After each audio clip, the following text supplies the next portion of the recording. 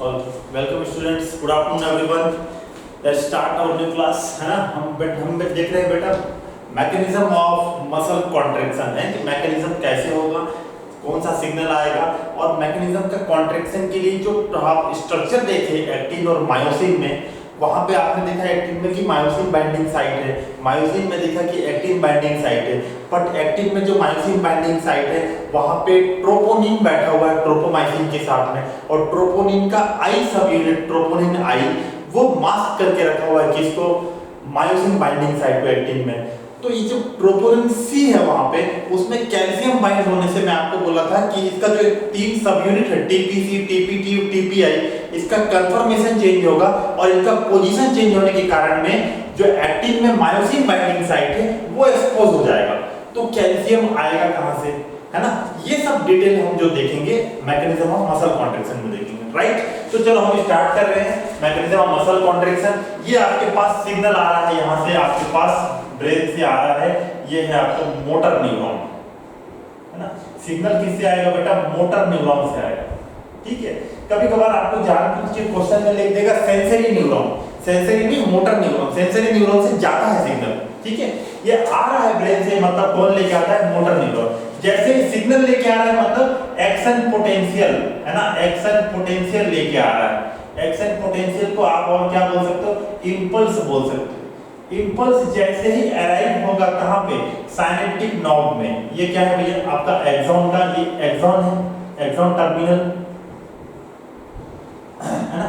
Axon terminal में ये आपका क्या है, साइनेप्टिक नॉब। साइनेप्टिक नॉब में आप नर्वस सिस्टम वाले चैप्टर में पढ़े होंगे कि आपके पास साइनेप्टिकल वेसिकल्स प्रेजेंट होता है, साइनेप्टिक वेसिकल्स प्रेजेंट होते हैं। इस वेसिकल्स के अंदर में न्यूरोट्रांसमीटर फील्ड होते हैं, ना। इस वेसिकल्स के अंदर में क्या फील्ड होते हैं, न्यूरोट्रांसमीटर फील्ड होते हैं। तो ये आपके न्यूरोट्रांसमीटर फील्ड है यहाँ पे, ठीक है। तो दूसरा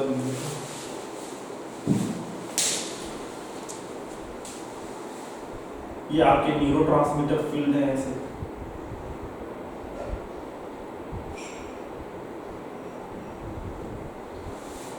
तो साइनेप्टिक नॉब में साइनेप्टिकल वेसिकल्स हैं और वेसिकल्स के अंदर में न्यूरोट्रांसमीटर हैं जो कि सिग्नल है basically. Neurotransmitters are the chemicals which passes the impulse to the next neuron, है ना। अगले न्यूरॉन को, मसल्स को सिग्नल जो पास करेगा, सिग्नल प्रोवाइड करेगा, वो न्यूरोट्रांसमीटर है, क्लियर। और ये जो आपका है, ये जो स्ट्रक्चर आपको दिख रहा है, ये मसल है ना। ये क्या है बेटा, मसल है।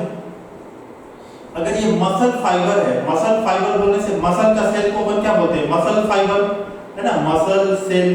तो मसल सेल का जो ये मेम्ब्रेन है, इस मेम्ब्रेन को आप क्या बोलोगे, सार्कोलेमा, है ना। याद होगा आपको, मैं पढ़ा चुका हूं कि मसल के मेम्ब्रेन को, लेयर को आप क्या बोलते हो, सार्कोलेमा बोलते हो, क्लियर है। सार्कोलेमा आप देखो कुछ पोजीशन में क्या हुआ है, अंदर की ओर डिप हो गया है, इन्वेजिनेट हो गया है ना।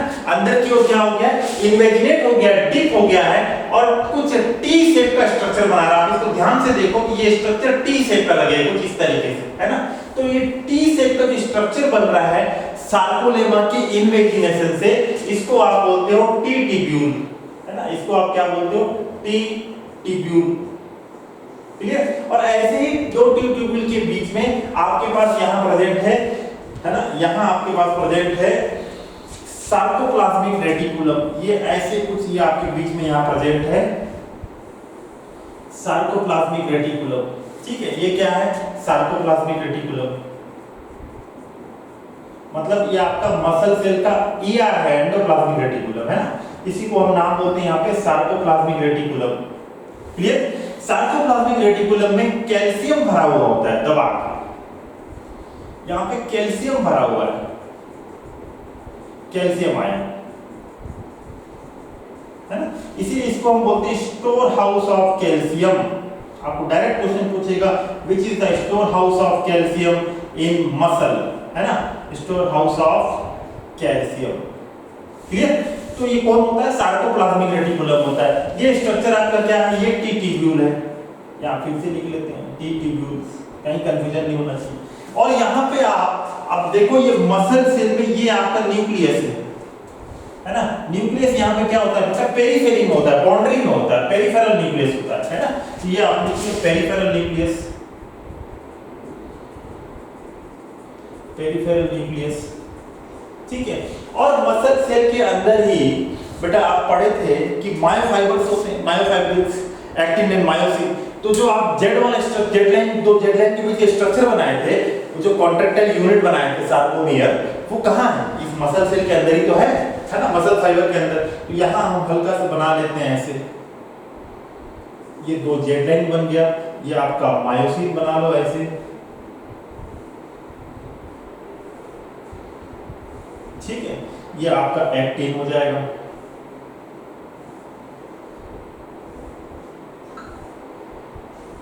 ये आपका जी लाइन, जेड लाइन बोल लो कोई दिक्कत नहीं है, जी लाइन, दो जी लाइन के बीच का डिस्टेंस ये क्या हो गया? सार्कोमियर, ठीक है। ऐसे पूरा ये फैला हुआ है, हम एक रिप्रेजेंटेटिव बना रहे हैं कि यहाँ पे ऐसा है। और यहाँ पे एक्टिन में आपको याद है, यहाँ पे एक्टिन के ऊपर में ट्रोपोमाइसिन है, और ट्रोपोमाइसिन के ऊपर ये आपका ट्रोपोनिन बैठा हुआ है ना।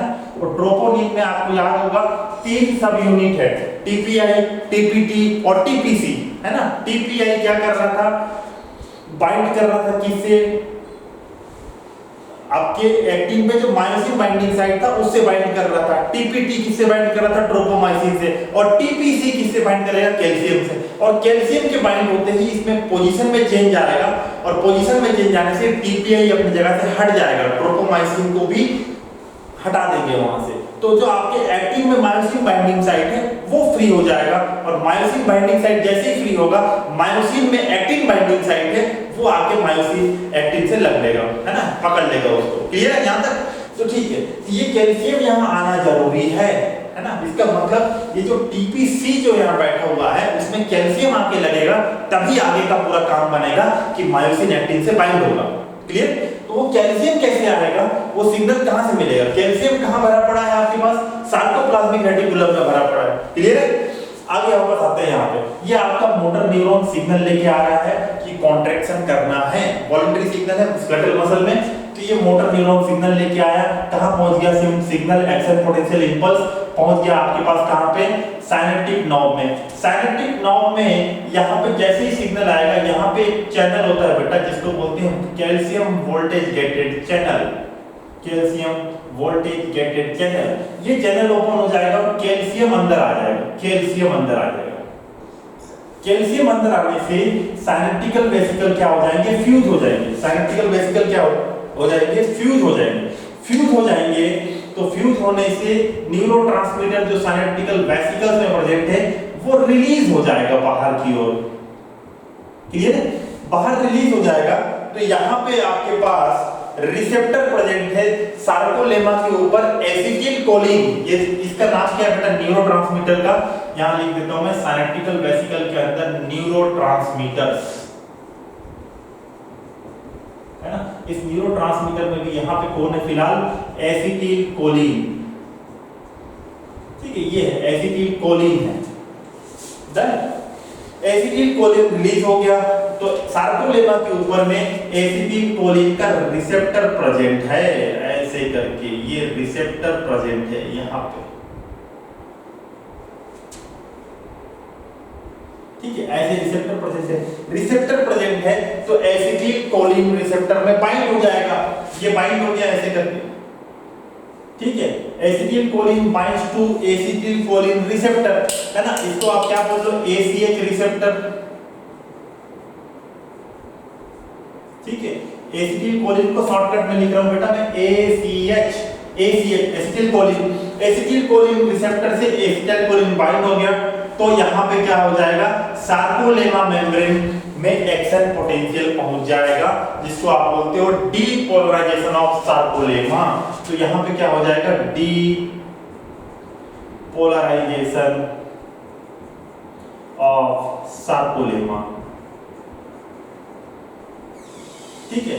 डीपोलराइजेशन ऑफ सार्कोलेमा से आप आगे बढ़ोगे तो ये डीपोलराइजेशन सिग्नल कहाँ जाएगा बेटा, टी ट्यूब्यूल की तरफ जाएगा, है ना। टी ट्यूब्यूल से होता हुआ यहाँ से होते हुए ऐसे होते हुए ये कहाँ आ जाएगा, सार्कोप्लाज्मिक रेटिकुलम में आ जाएगा, है ना। कहाँ आ जाएगा, सार्कोप्लाज्मिक रेटिकुलम में। तो सार्कोप्लाज्मिक रेटिकुलम मेम्ब्रेन भी क्या हो जाएगा, डीपोलराइज हो जाएगा। तो depolarization of sarcoplasmic reticulum, depolarization of sarcoplasmic reticulum membrane. और इसके होने से ये कैल्शियम यहाँ पे चैनल प्रेजेंट है, वोल्टेज गेटेड चैनल, ये कैल्शियम यहाँ से बाहर आ जाएगा, है ना। जैसे ही सार्कोप्लाज्मिक रेटिकुलम मेम्ब्रेन जो डीपोलराइज होगा तो यहाँ पे भी calcium voltage gated channel present है। ये जैसे ही वोल्टेज मिला, डीपोलराइजेशन मतलब वोल्टेज मिलना, है ना, -70 से +30 पहुंच जाते हैं। तो ये सिग्नल जैसे ही मिलेगा, डीपोलराइज हुआ तो कैल्शियम रिलीज हो गया, है ना, कैल्शियम रिलीज हो गया। इसको हम बोलते हैं बेटा कैल्शियम इफ्लक्स, है ना, बाहर निकलता है, उसको अपन क्या बोलते हैं, इफ्लक्स। और कैल्शियम रिलीज हो गया तो calcium will go and bind to TPI, है ना, टीपीसी। कैल्शियम किससे बाइंड होगा, टीपीसी, ट्रोपोनिन की सी सब यूनिट से बाइंड होगा। कैल्शियम बाइंड्स टू, यहां से आगे लिख रहे हैं यहां पे calcium 2+ binds to troponin C subunit, है ना।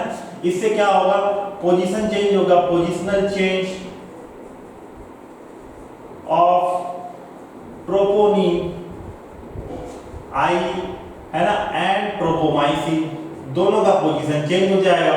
और चेंज होने से क्या होगा भैया, एक्टिन में myosin binding site get exposed, है ना, myosin binding site of actin get exposed, है ना, डीमास्क हो जाएंगे, मास्क हट जाएगा उनके चेहरे से, डीमास्क हो गए। तो अब इससे क्या होगा, मायोसिन बाइंड्स टू एक्टिन, अब दिखने लग गया भाई, मायोसिन बाइंडिंग साइट एक्टिन से विजिबल हो गया। तो मायोसिन तुरंत क्या करेंगे बेटा, बाइंड कर लेंगे, किससे, एक्टिन से। Myosin binds to actin filament, है ना। उसके बाद मायोसिन क्या करेंगे, मायोसिन पुल करेंगे अपनी तरफ। तो याद होगा हम बताया था कि एक्टिन की फिलामेंट को पकड़ के खींचेंगे अपनी तरफ, कॉन्ट्रैक्ट करेंगे, पुल करेंगे। Myosin pulls the actin filament, है ना, टुवर्ड्स इट या फिर आप उसको सेंटर की तरफ। क्लियर है, तो ये सीक्वेंस होगा, राइट। यहां से दोबारा आप देखो क्या क्या मैं आपको बताया, ठीक है, स्टेप बाय स्टेप देखते हैं। तो फर्स्ट अराइवल ऑफ सिग्नल, ये क्या है बेटा, मसल है, ये क्या है, न्यूरॉन है। इस दोनों के जंक्शन को हम क्या बोलते हैं, न्यूरोमस्कुलर जंक्शन, न्यूरोमस्कुलर जंक्शन, ठीक है, या फिर motor end plate, motor end plate, ठीक है, ये दो वर्ड आया रखो।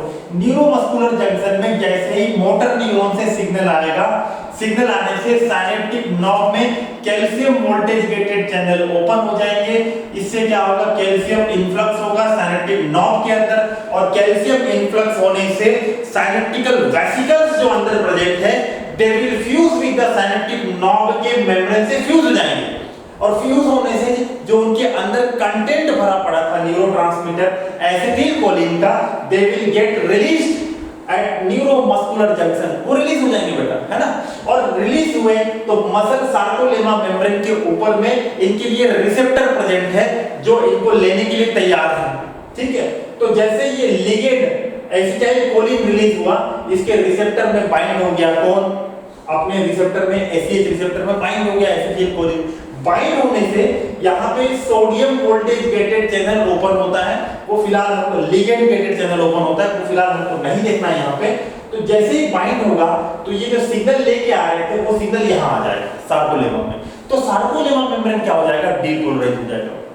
और डीपोलराइजेशन ऑफ सार्कोलेमा होने से ये सिग्नल जाएगा आगे की ओर, और जब इन्वेजिनेशन आपके पास यहाँ पहुंचेगा, कहाँ, टी ट्यूब्यूल में पहुंचेगा, तो टी ट्यूब्यूल के आपके बाजू में बैठा हुआ है कौन, सार्कोप्लाज्मिक रेटिकुलम। तो ये सिग्नल सार्कोप्लाज्मिक रेटिकुलम को मिलेगा।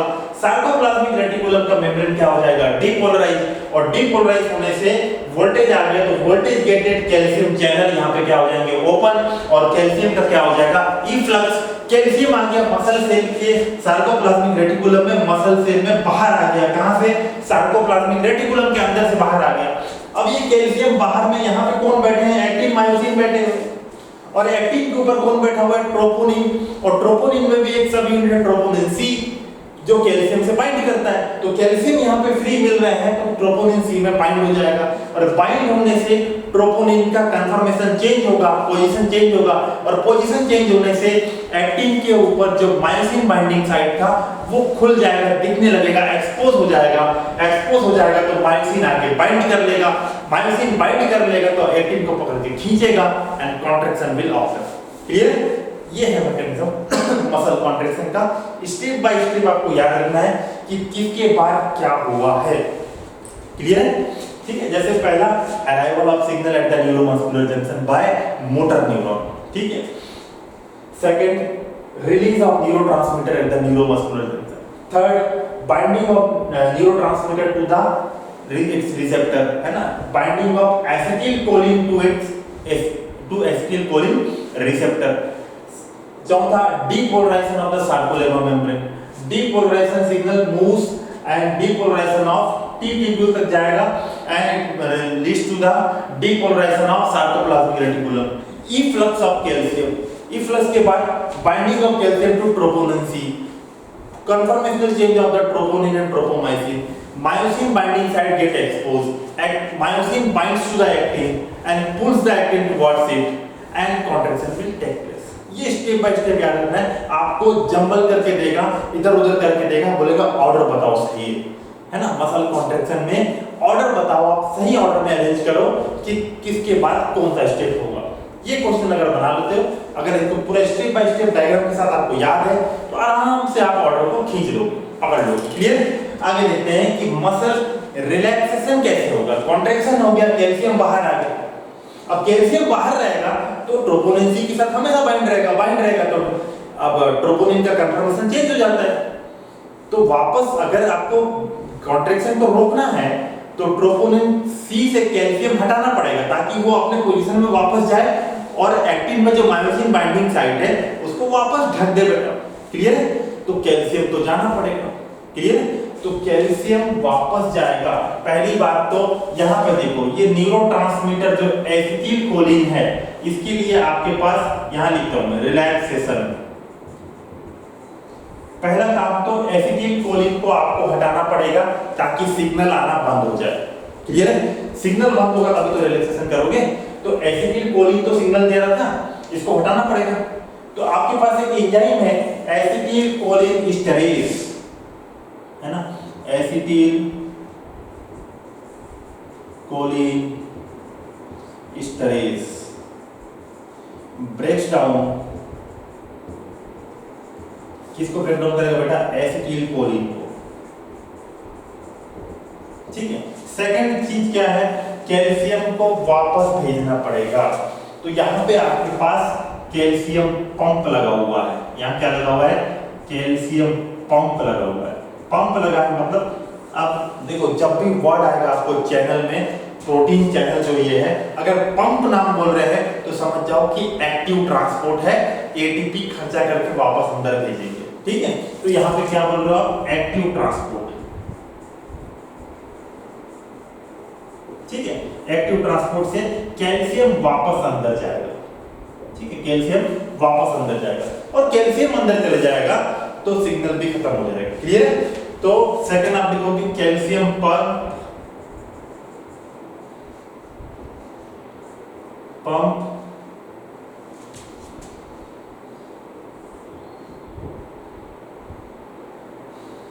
sends calcium back to sarcoplasmic reticulum,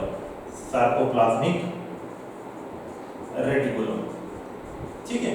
तो इसको आप क्या बोलते हैं बेटा? इस जब निकला था तब बोलते हैं इफ्लक्स, तो जब वापस अंदर जाएगा उसको बोलोगे इनफ्लक्स, है ना? Influx of calcium, influx of calcium to sarcoplasmic reticulum. और ऐसा दोनों चीज होने से मसल क्या हो जाएगा? रिलैक्स हो जाएगा, सिग्नल खत्म, पहले तो आप सिग्नल खत्म कर डाले यहाँ से, और दूसरा कैल्शियम जो वापस था उसको पकड़ के जितने बाहर आए थे सबको कैल्शियम पंप लगा के वापस अंदर, कहाँ पे भैया, स्टोर हाउस। कौन है, सारकोप्लाज्मिक रेटिकुलम। ठीक है, दिस इज डन। तो ये आपका मसल कॉन्ट्रैक्शन का पूरा मैकेनिज्म आपको बताएं, है ना। Thank you for today's class. Revise करिए एक बार बढ़िया से। Will meet tomorrow. ठीक है, ओके, बाय बाय।